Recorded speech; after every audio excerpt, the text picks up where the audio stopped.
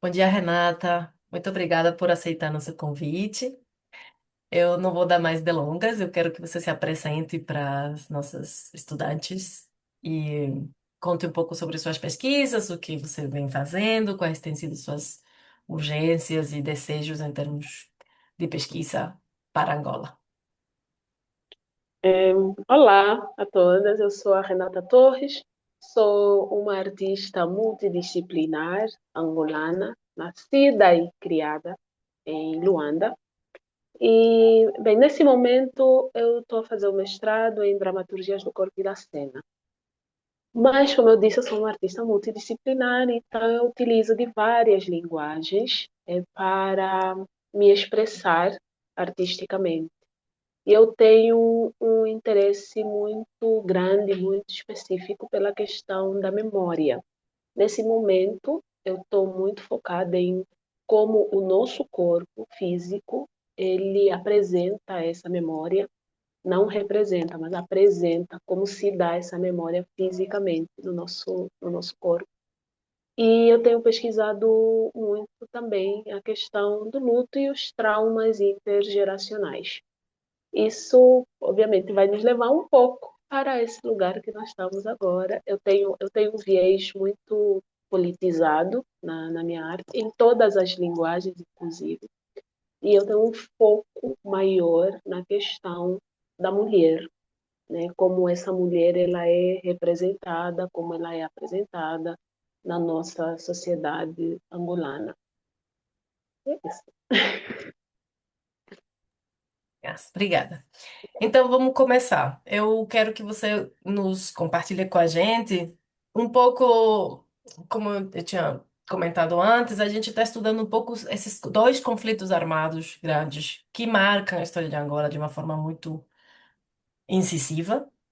E então saber contigo, por exemplo, quais eram as forças que estavam em jogo, tanto em nível local, nacional, quanto em nível internacional que desdobram no conflito pela independência e depois no conflito da Guerra Civil, que se desdobrou depois.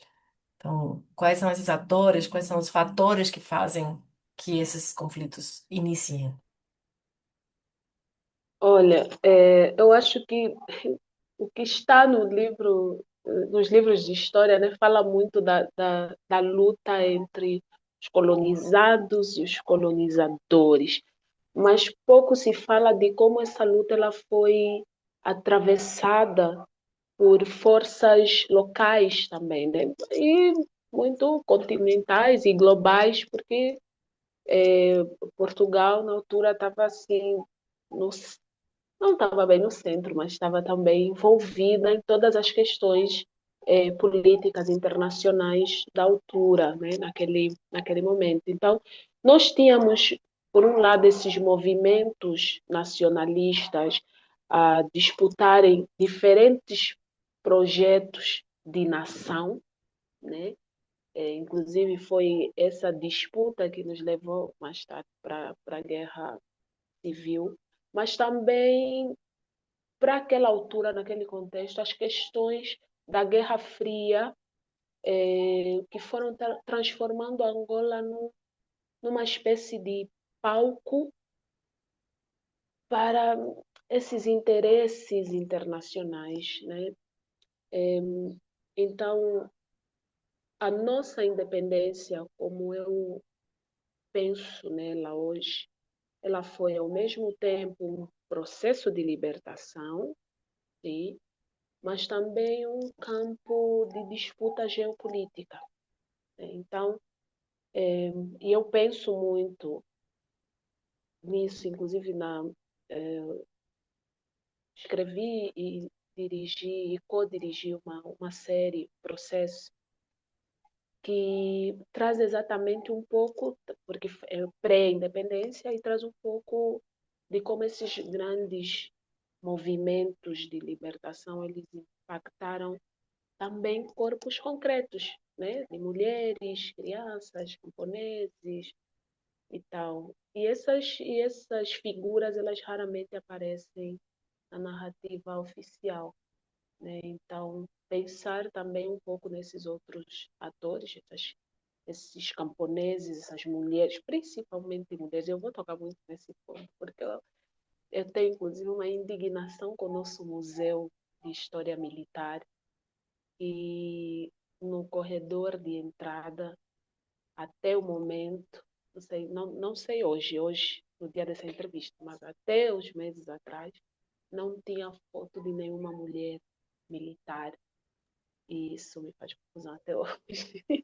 Bom, então aproveita logo então conta pra gente qual que foi o papel nesses processos independentistas e durante os combates e, enfim, também fora do combate corpo a corpo, assim, qual foi o papel das mulheres angolanas dentro desse processo? Olha, é, assim, é básico, apesar da história fazer muita questão de ou minimizar, ou até em casos mais extremos, apagar a existência dessas mulheres, né? Elas foram combatentes, organizadoras, cuidadoras, mediadoras, reconstrutoras. Elas participaram de todo esse processo de guerra e de paz também, né? É, e aí é incômodo perceber como elas são sempre colocadas no lugar de vítimas ou de personagens secundárias. Há, inclusive, um aproveitamento político para um determinado grupo de mulheres, que quando nós falamos das heroínas de Angola, né, nós temos o Largo das Heroínas, por exemplo, e Angola é um palco de contradições, porque nós temos o Largo das Heroínas, mas nós não temos o mesmo a mesma preocupação em torná-las conhecidas, reconhecidas e serem devidamente homenageadas, como nós fazemos com os grupos masculinos, né? Nós conhecemos histórias bárbaras, e é aqui que eu falo do aproveitamento político. Um grupo específico de mulheres combatentes que foi violentamente assassinada durante o processo da guerra de libertação, que, por exemplo, no meu caso, eu cresci achando que esse ato bárbaro tinha sido perpetrado pelas forças colonizadoras, pelas tropas colonizadoras. E só depois de adulta, pesquisando por conta própria, é que eu percebi que foi um grupo angolano. Então, tipo, as nossas, ao mesmo tempo que nós estávamos a lutar contra os colonizadores, nós estávamos a lutar entre nós e as mulheres em todos esses grupos, em todos esses movimentos de libertação, tivemos mulheres generais, inclusive, né? No mais alto posto, no mais alto cargo, mulheres estrategas, mulheres que morreram em combate também, e muito pouco se fala, se fala dessas mulheres. Então, acho que cabe a nós trazer à luz o, o que essas mulheres fizeram, o que elas significam para todo o nosso processo de libertação até o momento da nossa guerra civil e da reconstrução, da paz e reconstrução, reconciliação nacional, como nós gostamos de dizer até hoje. Deixa eu te fazer uma pergunta sobre esse processo de reconciliação, talvez como alguém que não está em Luanda sempre. Quando você fala o processo de reconstrução, ele é um processo que é depois de 2003, quando o conflito armado acaba, ou depois de 75, quando entra o conflito armado interno? Eu vou botar aspas internos, porque a gente, como você já falou, né, o processo de guerra civil angolano, ele está marcado também pelo contexto da Guerra Fria, que é internacional, né? Então, não dá para dizer que fomos nós somente que ficamos brigando entre nós. Exato. Uhum. Também é verdade, também é verdade. Eu acho, inclusive, uma coisa a luta entre nós ela foi muito potencializada por conta desse contexto internacional, né? Também muito pouco se fala disso.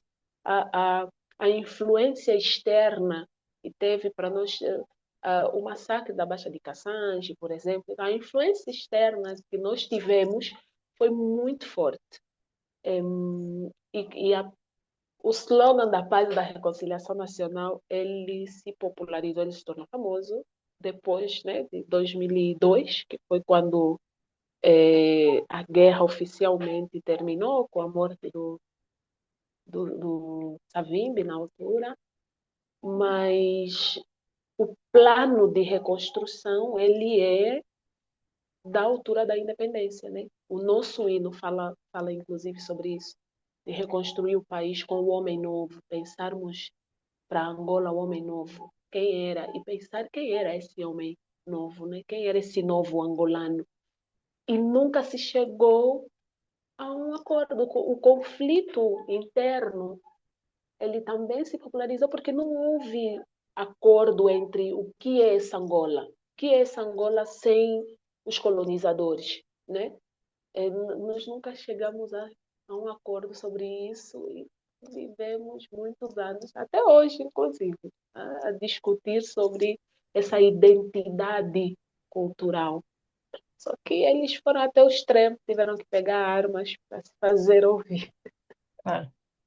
E bom, e aí a gente vê também como é o mundo masculinizado, o patriarcado, né? Que à luz do capitalismo colonial global deixa pior, mais fortes essas dinâmicas, digamos, masculinas ancestrais, né? Aí se juntam as duas Exato, coisas e aí fica um negócio terrível, porque só pode ser a partir da obediência e da provação e da destruição do outro em termos concretos que você supostamente consegue avançar, né? Nessa lógica masculinizada.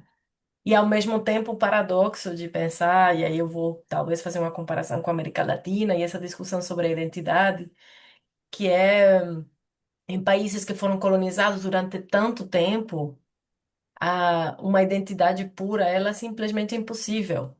Então, o que é mais estratégico, na verdade, é a gente conseguir aprender a lidar com as forças e essa disputa de narrativas constante para ir criando uma espécie de sociedade mestiça mesmo, né? Porque a gente não tem mais exato. como. A gente só descoloniza assumindo que fomos colonizados e que isso já faz parte da gente. Não, Exatamente. não tem como arrancar isso, mas tem com Exato. certeza como a gente visibilizar o que ficou invisibilizado, dar outras vozes àquela identidade, né? Então, eu discuto, a disputa pela identidade, afinal, é uma disputa pelo poder, né? Pelo poder, exatamente. E o poder enquanto poder de decisão, que tem acesso também aos recursos, que tem acesso ao discurso único que vai negociar com o branco estrangeiro. Então, tem essas dinâmicas que a América Latina viveu e vive, né? Assim, a maior parte dos países nessa disputa de nação tem essa dinâmica. Aqui no Brasil mesmo é curioso, né? Você pode dizer assim, os brasileiros são. Não tem como dizer os brasileiros são. Depende de onde. Qual brasileiro? O brasileiro do Exato. Sul, o brasileiro do Exato. Norte, o brasileiro do Nordeste, o brasileiro do Sertão. De quem você está me falando, né? E ao mesmo tempo, eu tô com você nesse sentido de o quanto, no caso angolano, eu queria, na verdade, saber de tu quais eram essas forças internas que foram estimuladas também pela Guerra Fria, mas que produziram a guerra. Porque, claro, tem essa disputa pela identidade que você está falando, mas isso talvez não justificaria ir para um conflito armado que dura 30 anos, né? Então, o que que justifica os angolanos terem ficado disputando de forma violenta essa narrativa, né? Perguntas difíceis, desculpa, Renata. Perguntas muito difíceis. Eu acho, inclusive, eu pessoalmente, eu não tenho uma resposta pronta para isso, porque eu penso em diversos fatores, mas o maior deles que me ocorre, quanto mais eu leio, quanto mais inclusive eu conheço as figuras, as principais figuras envolvidas nesse processo de conflito armado, eu só consigo pensar em disputa de ego. Me desculpem, mas eu queria ter uma resposta mais elaborada, mas é uma disputa. Tá bem. os recursos, interessavam os recursos, então muitas forças externas tinham é, interesse em patrocinar esse conflito. E, inclusive, uma dessas forças externas, que não vamos nomear, patrocinava os dois lados do conflito, né? Ele publicamente patrocinava um, mas por trás também patrocinava o outro, porque ele estava só à espera, ou seja, vão se matar e nós estamos aqui a aproveitar o banquete. Enquanto eles se matam, nós é que aproveitamos o banquete. E,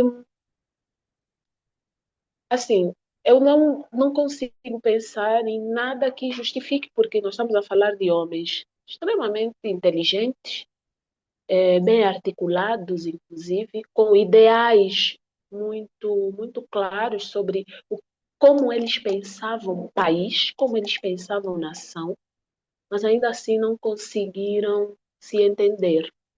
E para mim esse entendimento nada mais foi do que uma disputa de egos. Não conseguiram colocar o bem comum acima de, dos seus interesses pessoais. Então, eu vou ficar com essa resposta. E como é diferente hoje? Tipo, o que que tem de diferente hoje? Tem alguma coisa diferente? Então, não estão mais se matando, a priori. Por isso é que eu Não, estou te não, mas perguntando. estão. Não, eu acho que essa matança ela mudou de forma, né? Porque era muito claro, nós tínhamos, era o grupo que nós chamávamos grupo rebelde e os bonzinhos que queriam o bem da população. Então, o inimigo, ele tinha um rosto, ele era conhecido, estava ali, todo mundo sabia quem era, então você sabia exatamente do que fugir. Hoje, ele é abstrato, né? Mas não mudou muita coisa. Nós continuamos a ser assassinados de modo geral, nós continuamos a ser negligenciados, nós continuamos a ser explorados, eh, mas por forças abstratas. E aí é mais difícil, de fato, de você nomear. Então você pensa, não, as coisas mudaram, elas mudaram de forma, mas elas continuam basicamente sendo a mesma coisa. Se você não mora em Luanda, você não tem acesso a muita coisa. Serviços básicos, eh, você não tem. Inclusive, as tuas perspectivas de futuro, elas são extremamente limitadas.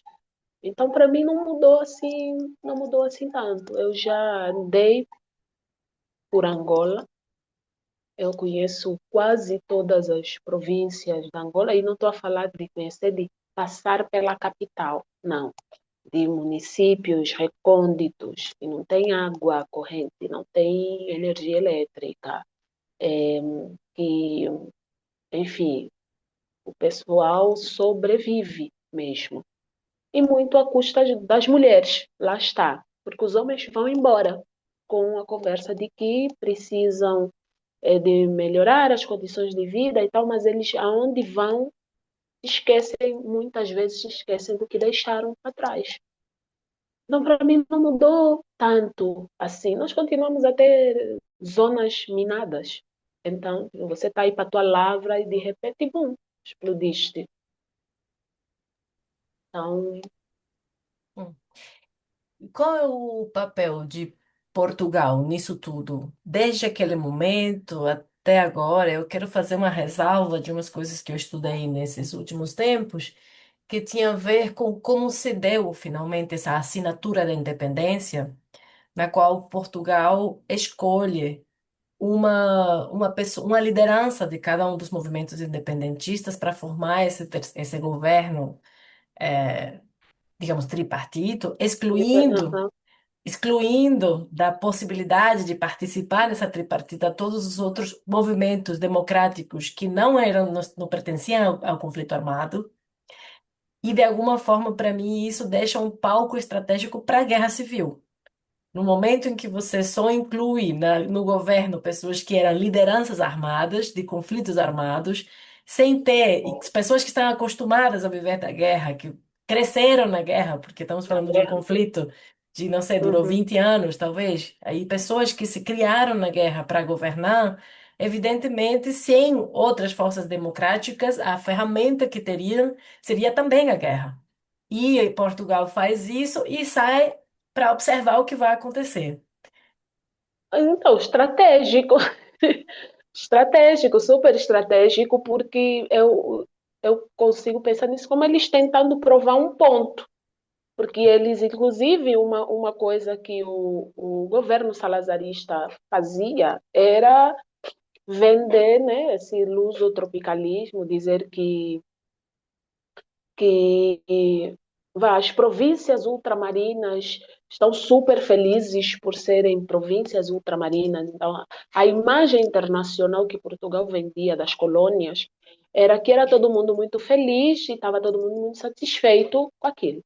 Quando começam a haver cada vez mais eh, manifestações contra o governo salazarista na mídia internacional, porque ah, muitos estudantes angolanos, né, começaram a escrever para jornais internacionais, a denunciarem o que estava a acontecer. Então, o que é que Portugal fez, né? Tá bem, aqui estamos já na Revolução dos Cravos e tal, por isso as colônias portuguesas conseguiram chegar à independência por conta da Revolução dos Cravos, mas também um pouco desse lugar, ok, nós vamos aqui assinar um acordo, ter um período de transição, vamos vos dar a possibilidade de definirem quem vai liderar e esses três movimentos que os três partidos, no caso, na altura já partidos políticos, mas que nasceram de diversos movimentos no país, eles foram uma concentração, né, desses movimentos. Ok, os teus ideais se parecem mais com aqui, então vamos nos juntar aqui, pá, vamos ser só um partido. E, e falaste de pessoas que tinham mentalidade de guerra, mas não, eram muito, olá, bom dia, muito também estrategas, alguns até muito diplomatas e tal. Não era, eles não pensavam só conflito.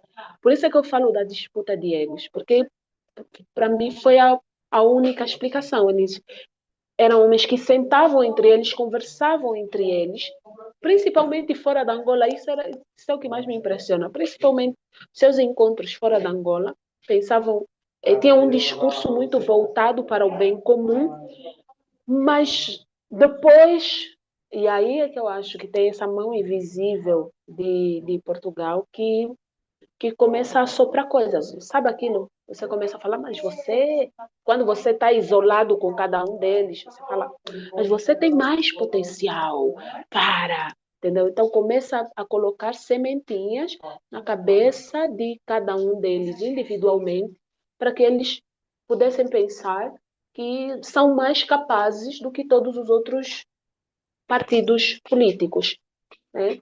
É, e aí, então, já é o que a história nos conta. A estratégia de demonização dos outros dois partidos, o não cumprimento desse acordo, a mão invisível de Portugal, com certeza, ali muito presente, mas também, e eu continuo a defender, um pouco para mostrar, estavam a reclamar que nós estamos a vos governar mal e não sei o quê, vamos ver agora o que é que vocês fazem. E aí vão envenenando os poços de água. Né? Tipo, vocês querem ter a vossa própria água, vamos envenenar os poços d'água. Pá, pá, pá, pá, pá. Na calada da noite, ninguém viu, ninguém sabe, mas todo mundo começa a sofrer de desinteria. E aí eu vou ir comprar água embalada, porque e é o que nós vemos um pouco hoje. Nós hoje continuamos, Portugal continua a ter uma postura extremamente paternalista em relação às colônias, especialmente Angola. Né? Nossa relação com Portugal é uma relação de conflituosa, como se sabe, de pai e filho, que tem que disputar, o filho está a crescer e começa a desafiar o pai quer mostrar autoridade. Enfim, é complexo, é complexo. Sim. Não, mas eu não acho menor essa posição, sobretudo pelo caminho que, enfim, primeiro considerando que 2002 acabou de acontecer, tipo assim, 2002 é ali, tipo, nós estamos falando de um conflito que acabou de acabar, então estão todas as feridas abertas, socialmente, economicamente, politicamente, geopoliticamente, e é um Portugal que foi se enfraquecendo, a sua imagem foi se enfraquecendo durante todo o século XX, mas continua enfraquecendo, tanto que Portugal hoje é um dos países da Europa menos poderosos em termos concretos, assim. Portugal hoje em dia está tendo que vender a sua terra completamente para o capital estrangeiro dentro da própria Europa para poder sobreviver, né? Então a gente está falando também de uma gestão interna de Portugal que deixa muito a desejar para a sua própria população. Então, eu gosto de fazer algumas comparações que é tipo assim, Portugal, na década de 50 as taxas de analfabetismo dentro do território português, sem considerar o ultramar, era enorme. Era quase tão grande quanto é uma taxa de analfabetismo na América Latina na mesma época. Então, tem uma coisa de existir uma concentração dos recursos que vinham das colônias que, de fato, ficavam ou no Estado ou na elite, ou não sei o que carambas eles fizeram com os dinheiros, que ainda por cima continua sendo um país pobre, tipo, após terem colonizado a metade do mundo. Não dá para entender isso. E em Angola em específico, eu fico surpresa como a relação de admiração ou até de nostalgia por algum tempo português, ela continua a se estabelecer de uma forma muito curiosa. Assim, eu fico surpresa como a classe média angolana vai de férias para Portugal. Tipo assim, gente, mesmo? Numa relação que parece que não, tipo, que a guerra civil meio que traumatizou tanto o país que conseguiu apagar o papel estratégico e colonizador de Portugal durante todo esse tempo. Aí eu queria que você comentasse um pouco sobre isso, e um pouco nesse caminho também de a gente ir entendendo o que que precisa ficar visível, né? Como é que a gente recupera a memória independentista sem necessariamente passar pano para as desgraças que vieram durante a Guerra Civil e que são agora perpetradas pelas nossas lideranças, né?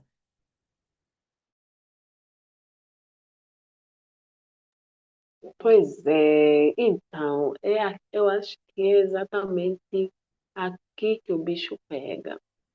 Como é que nós recuperamos isso, né? Nós fomos meio. É porque nós temos tantas questões internas que, sim, elas se originaram de questões externas que nos ultrapassavam e tal, mas que eu penso que nós já somos grandes o suficiente para reconhecê-las e assim poder sará-las, né? Essa é uma pergunta que eu tenho me feito, que eu acho que grande parte das questões sociais que nós temos hoje é porque nós não conseguimos ter um amor genuíno pelo nosso país, por Angola. Eu falo isso não de ânimo leve, tá? Eu falo com muita preocupação. É, eu penso que nós não temos controle da nossa própria narrativa. Eu acho que o nosso maior problema atualmente é exatamente esse. Nós não vamos conseguir recuperar isso se nós não controlarmos a nossa narrativa. Se nós continuarmos a ouvir a nossa história somente pelos olhos dos outros, pela boca dos outros, nós precisamos ter domínio disso. E isso passa por, de fato, olhar essas feridas, porque a ideia que nos passam, nós, os mais jovens, é que essas feridas elas foram curadas, né? E aí tem um herói, nós temos um arquiteto da paz, por exemplo, né? Nós temos uma figura que é conhecida como o arquiteto da paz. E eu fiz uma piada uma vez que era esse arquiteto comprou o certificado no pau grande. Os angolanos entendem essa referência porque o pau grande é um lugar onde você falsifica documentos, né? Então, eu falo que esse arquiteto ele falsificou esse certificado porque nós não temos uma paz genuína, porque nós não conseguimos instaurar na geração que veio a seguir a essas figuras que lutaram pela independência o mesmo senso de patriotismo, né? Porque esse senso de patriotismo ele se perdeu em meio à ganância dos recursos. O que eu percebo é quando se começou a lutar pela independência, estava-se focado em pensar país, nação, recursos humanos. Por isso, a nossa elite intelectual, nós criamos, tivemos um boom de elite intelectual naquela altura.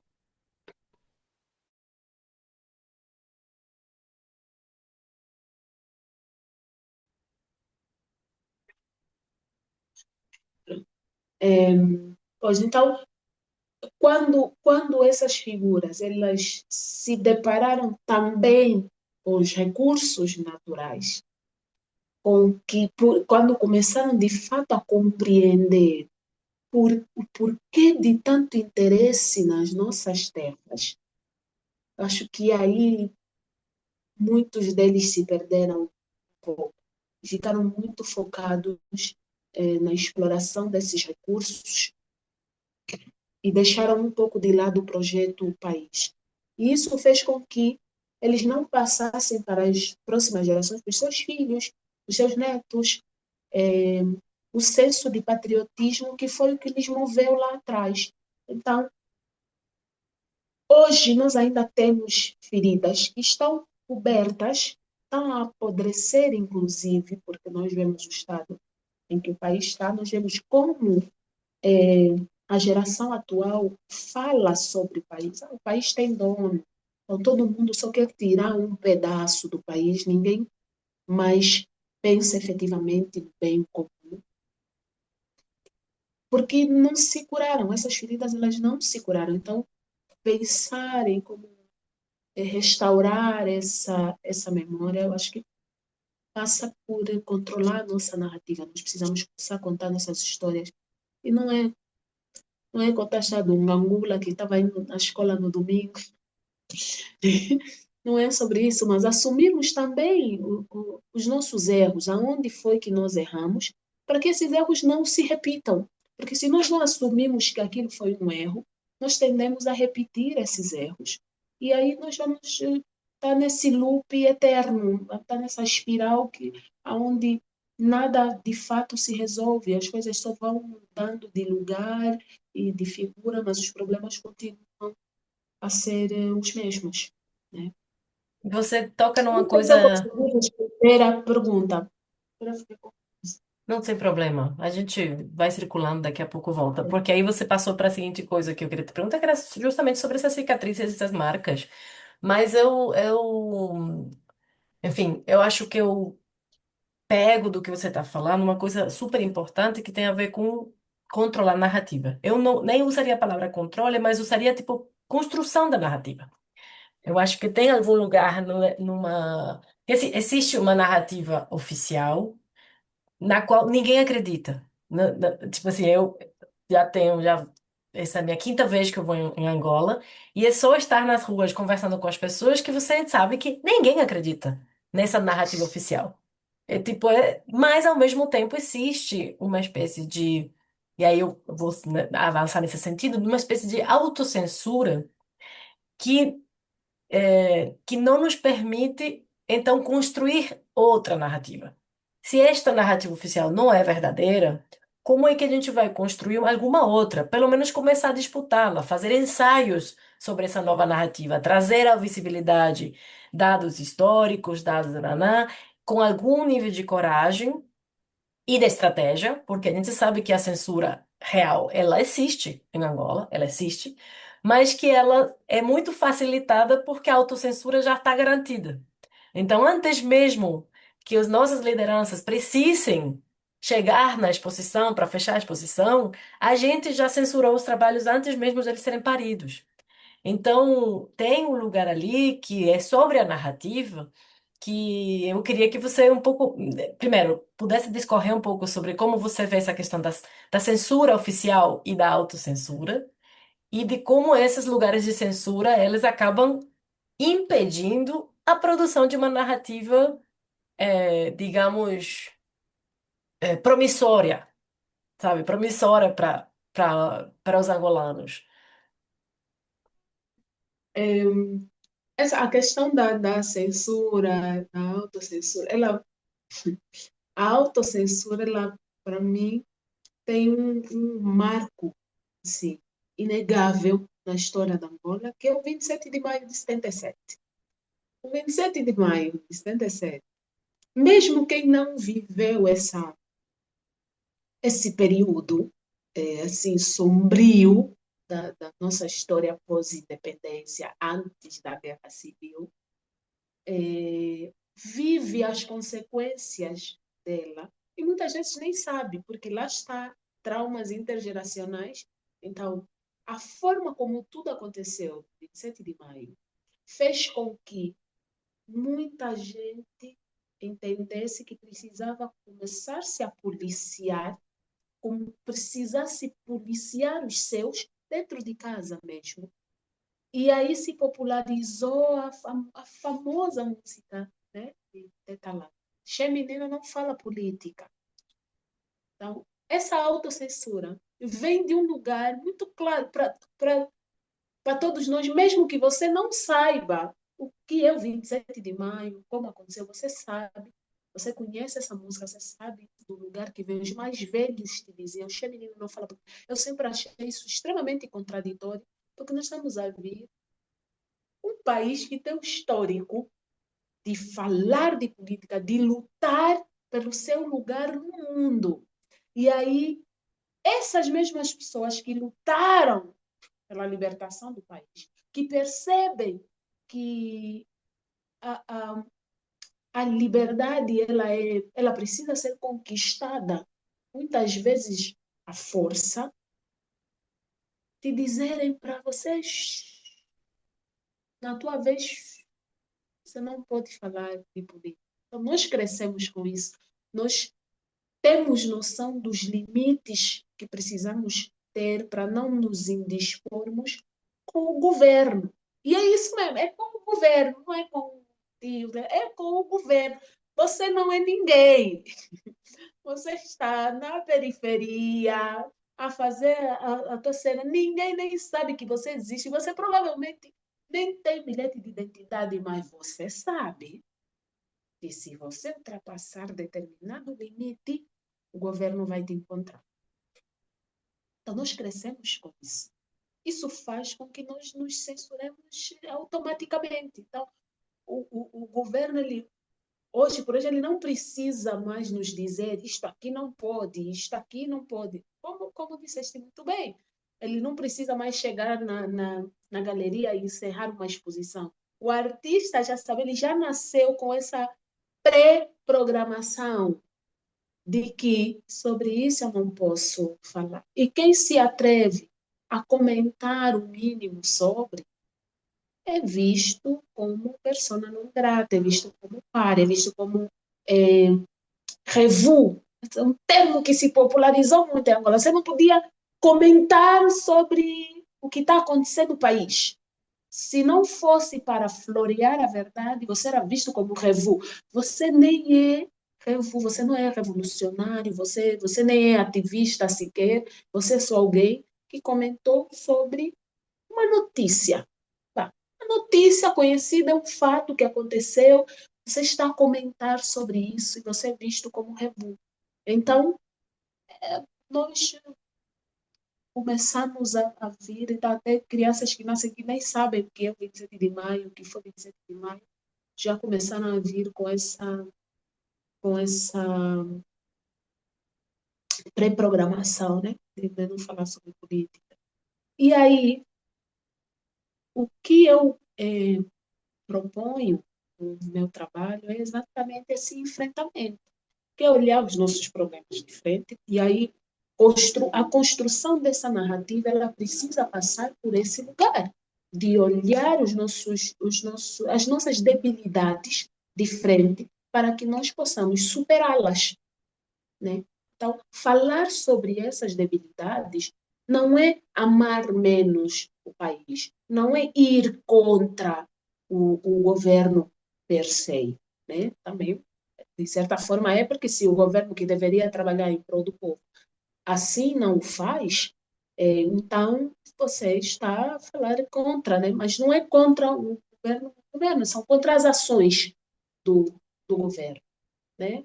Que poderiam tomar melhores decisões, poderiam pensar o país a partir de outras perspectivas. Então, a construção dessa narrativa, ela só vai se dar quando nós tivermos a coragem, e aqui nós, eu estou a falar de todos, não é um artista isoladamente, porque até o ditado popular já diz, né? A união faz a força. Então, para haverem mudanças significativas, precisa ser o grupo, precisa ser o grosso, o todo, né? Então, mas começa por aí, olhar essas debilidades de frente, dissecá-las, para poder, então, desinfetar e começar a fazer o tratamento devido nessas feridas. Aí sim, nós vamos construir uma narrativa de acordo com o que o país Uhum. precisa. Nossa, ótimo. Aí agora eu vou te fazer mais perguntas difíceis. Se você tivesse assim que enumerar, tipo, enumera pra mim, sei lá, cinco coisas que você sente, isso aqui é ferida aberta, isso aqui precisa ser conversado, isso aqui não tá, nanã, sabe, no sentido de quais são, talvez na tua experiência, nas tuas pesquisas, ou quais são as temáticas que você acredita que tem a ver com estas cicatrizes que vêm dos processos armados, que precisam ser. A censura, eu já entendo que é uma. A própria censura em si mesmo é um processo de recuperar a voz, né?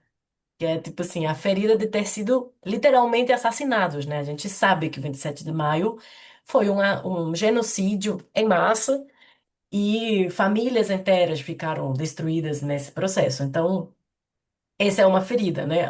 A ferida que é produzida, que é a censura e a autocensura a partir do assassinato. Quais são as outras? Fala para mim algumas que você. Porque acho que pode ser útil para as artistas também reconhecerem dentro dos seus pesquisas quais são as coisas que elas querem abordar também, né? E depois, bom, depois eu vou querer que você fale um pouco dessas estratégias, né? De como fazer. Eu acho, assim, nós temos marcas que são muito visíveis, né? Temos, elas são muito claras, assim. Tem, por exemplo, os deslocamentos populacionais. As pessoas que nós passamos a chamar de deslocados de guerra. Nós até hoje pouco falamos sobre o impacto que isso teve para a economia, para nós enquanto sociedade, mas também enquanto seres humanos, né? Você ser arrancado da tua terra dessa forma tão abrupta, muita gente a fazer esse processo a pé, caminhar longas distâncias, sair de uma província para outra a pé, atravessando a mata em condições assim, muitos nem sobreviveram, acabaram por falecer no caminho. Então, esses deslocamentos populacionais, acho que também é uma marca que muito pouco se fala. E as desigualdades regionais, que eu já mencionei também, que tudo é em Luanda, você precisa sair da tua cidade e ir para Luanda para poder prosperar, por exemplo, né? Então, até para agilizar e tratar um documento qualquer, eu acho que isso também é uma questão.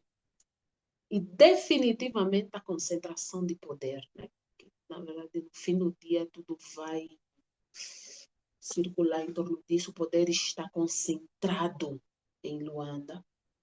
E Luanda não tem, assim, geograficamente falando, Luanda sequer tem estrutura para essa demanda populacional, mas ter todo esse poder concentrado em Luanda também dificulta muito tudo o que nós possamos pensar sobre desenvolvimento de um país.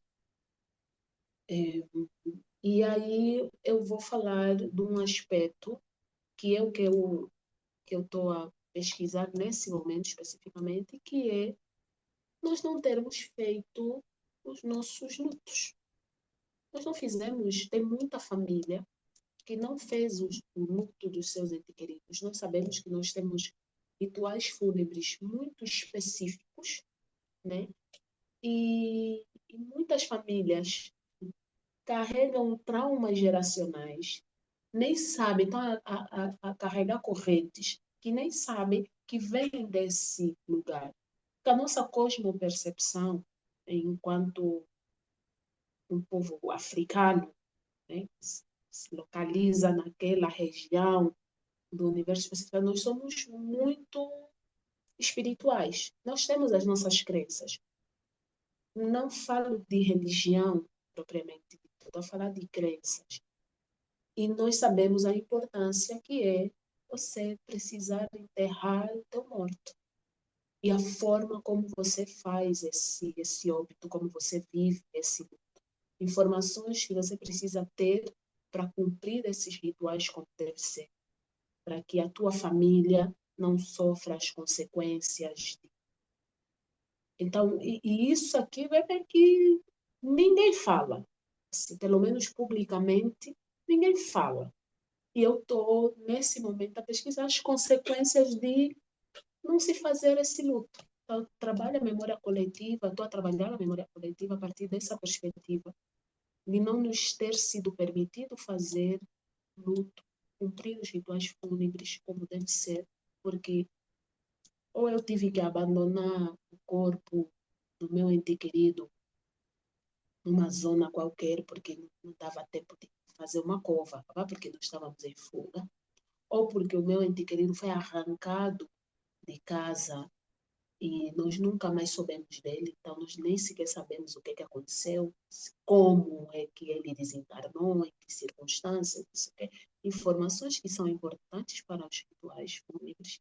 Então, nesse momento, eu tenho muito interesse em trabalhar como tudo isso nos afeta e tem nos afetado enquanto sociedade, porque eu vejo que tem nos afetado. Isso.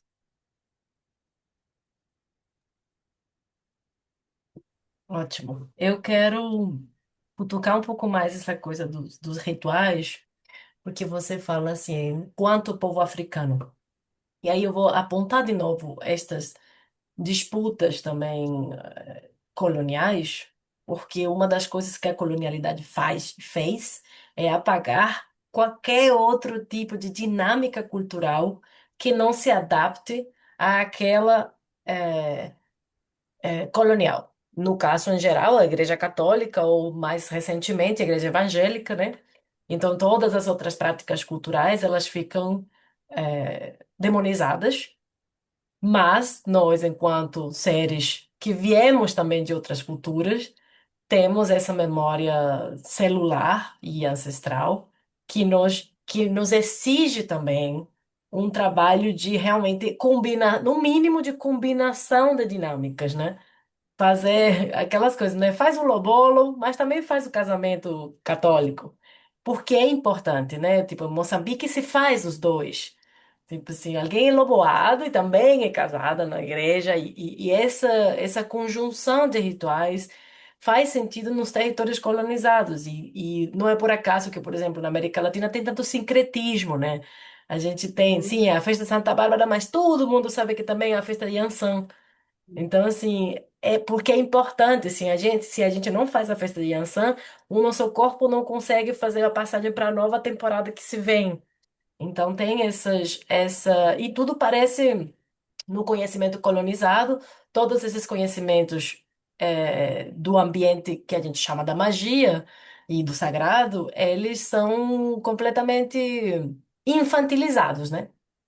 Os rituais uhum, ficam num lugar infantilizado, como se a gente fosse, oh, que for, assim, ou que horror, eles estão seguindo o diabo, Ou ai, o que fofinho, como eles são exóticos e que fazem coisas fofinhas pelo mar e pelas nuvens e na natureza.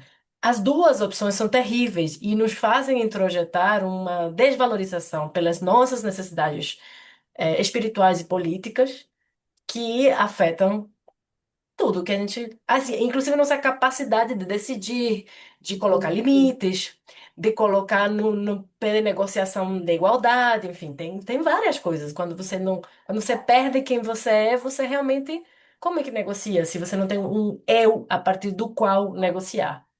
Então, sim, essa dinâmica que sim. você aponta, eu fico assim, pensando diante, realmente, como é que se assim, qual que é a influência também, porque os dados que você nos dá, eles são concretos dos conflitos armados, né? Tipo assim, a desaparição, a fuga, os ataques concretos, mas depois tem esse outro lado, que a gente poderia dizer assim, será que os angolanos vão topar a gente fazer um luto a posteriori, reinventado a partir da nossa ancestralidade, sendo que é um país que se nega constantemente, por conta de todas essas dinâmicas coloniais, a aceitar o seu próprio lugar como um povo africano que tem essa conexão com a magia.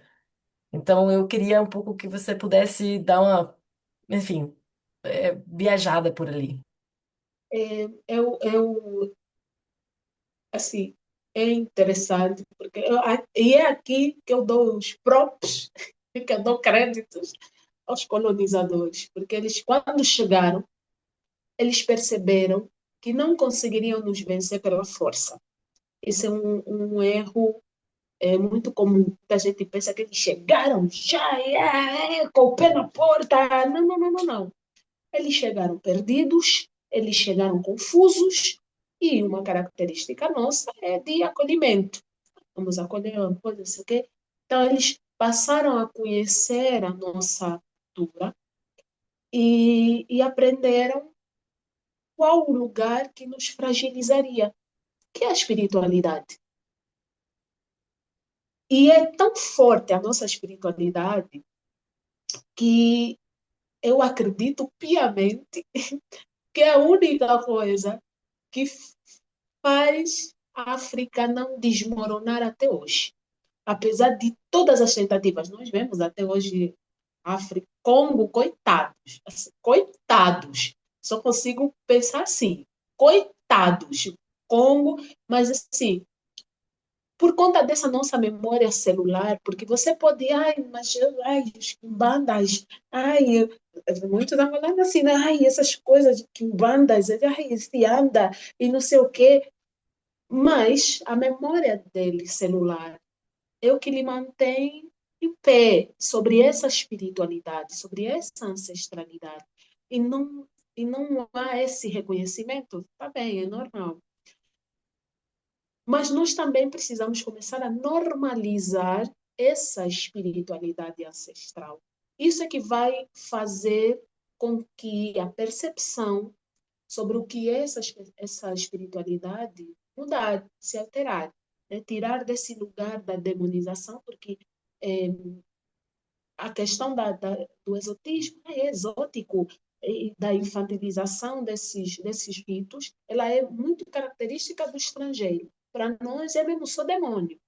Quem não está por dentro da espiritualidade apenas a demoniza. Mas essa demonização ela é estritamente por falta de conhecimento. Porque a partir do momento que você começa a dizer, oh, então, mas a tua igreja, ela também realiza rituais, tá? Cultos são rituais. Missas são rituais. Por isso é que começa assim, passa por aqui, depois vai aqui, depois a tua igreja faz a fogueira santa. O que é aquilo? É, a única, a única coisa é que, pelo menos em Angola, quase não se fala do sincretismo como se fala aqui no Brasil, né?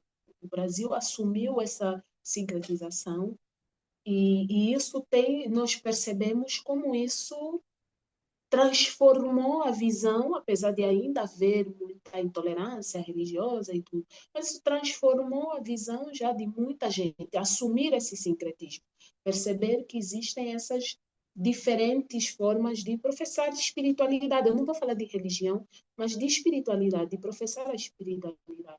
Então, eu penso que se você não chegar e apresentar isso como uma religião, porque a nossa percepção da espiritualidade, ela não está acoplada ao que o Ocidente chama de religião. Outro é muito comum também, né? É, então, se nós trouxermos esses elementos para o dia a dia, os normalizando, eu acho que vai haver menos rejeição dos angolanos, né, por parte dos angolanos. E quando você os fizer efetivamente de compreender as consequências de não se ter feito esse luto, e que nós precisamos, e que não é muito diferente, na verdade, de quando o governo começou a popularizar o slogan da paz e da reconciliação nacional. Ele passava um pouco por esse lugar de cura, só que se trabalhou isso de forma muito superficial, né? Então não houve de fato uma cura, porque esse slogan ele veio, na verdade, mais como um silenciamento. Você precisa ultrapassar isso. Já passou, a guerra acabou, acabou tudo. Mas o que, que eu faço com a minha ferida? Você era ostracizado se mostrasse publicamente essa ferida. Então você aprendeu a esconder. E isso, uma ferida que está escondida, é uma ferida que está podre, que deita cheiro. Então você está a passar por aquela região e você está a sentir o cheiro da podridão, mas de onde vem você não sabe, você não consegue identificar, porque todo mundo exala esse cheiro. Então, você acaba por se acostumar com ele, mas é incômodo e ele causa doenças. E aí eu tô agora pensa em tudo isso, mas no campo espiritual. Então, muitas das dificuldades sociais que nós temos hoje podem estar aí. Nós precisamos primeiro nos curar enquanto sociedade, enquanto país, olhando para esse lugar de dor, que é de muita dor, mas que não nos é permitido falar sobre isso. Porque, mas a guerra já acabou, então você já não pode falar sobre isso. A guerra acabou, mas a dor não. Uhum. A dor continua ali presente. Nós Sim, ainda temos pessoas que se assustam quando ouvem barulho de avião, sim, porque a única memória de barulho de avião que ela tem é de que lançam bombas. O avião sim, passa para lançar bomba, para explodir a tua aldeia, a tua região, o teu bairro. sim. Entende? E tem um papel ali, essa vai ser minha última pergunta, que tem a ver com como que se constrói a reparação, né? Então, por exemplo, na América Latina, durante o tempo do século XX, a gente teve ditaduras militares muito sangrentas mesmo, que tiveram muita gente desaparecida, e somente aqueles países que têm conseguido fazer um processo de comissão da verdade, de deixar a limpo, tipo assim, deixar ao claro, deixar na nitidez, né? Todas essas questões do que aconteceu, como aconteceu, quem são os responsáveis e dar aos responsáveis suas devidas consequências, né? Responsabilizar e assim também, não só por uma questão, na verdade não é nada a ver com vingança, né? Tem a ver com lugar de cura. Quem foi? É importante saber quem foi, quem eram os responsáveis, quais eram as forças, o que que motivou aquilo, para você poder, então, se responsabilizar socialmente por uma reparação histórica das vítimas e nesse reconhecimento dos erros que todo conflito armado vai levar, todo conflito armado tem e perpetra violências que precisam ser reparadas historicamente, inclusive para que essas vítimas consigam fazer a passagem para outros processos, né? E aí eu quero te perguntar qual que é a potência da produção artística nesse caminho. E aí eu te peço para, tipo, amarrar as tuas contribuições para a gente poder encerrar. Hum, bem, aqui já, né? Hum, é que nesse momento, por causa da minha pesquisa, eu consigo só, vou fazer tipo um recorte, mas que pode ser expandido para outras linguagens, né? Mas, assim, a arte ela tem um papel fundamental nesse processo de, né, de cura. E o corpo, especificamente, ele guarda memórias que esses arquivos não registram, né? Então, tem coisas que não estão nos arquivos oficiais, mas que o nosso corpo, ele reconhece, ele lembra. E eu acho que a arte pode criar esses espaços de escuta, né? E de confronto, até mesmo de elaboração coletiva. E eu acho que nesse momento nós talvez precisemos transformar esse silêncio sepulcral sobre todo esse processo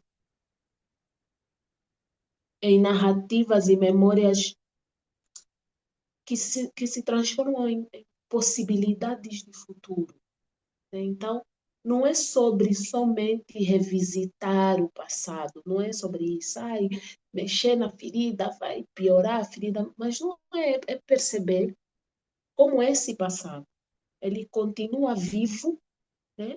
Nesses corpos, inclusive, e nessas relações, nas estruturas que organizam a vida angolana contemporânea. Eu acho que eu posso encerrar com esse pensamento, assim, da arte possibilitar esses espaços de escuta, para que nós possamos entender de forma coletiva como essa cura ela poderá se dar. Né? Eu não quero ser a pessoa que diga, mas nós temos de fazer isso. Já disse o que eu acho. Nós precisamos ter controle, criar a nossa própria narrativa, mas a, a arte, de modo geral, ela possibilita esse agrupamento de sentimentos, né, de pensamentos, de criação, de possibilidades. Eu penso que nós não podemos ter medo de explorar isso. Né? Nós não podemos ter medo, nós devemos já retirar de nós essa autocensura para início de conversa.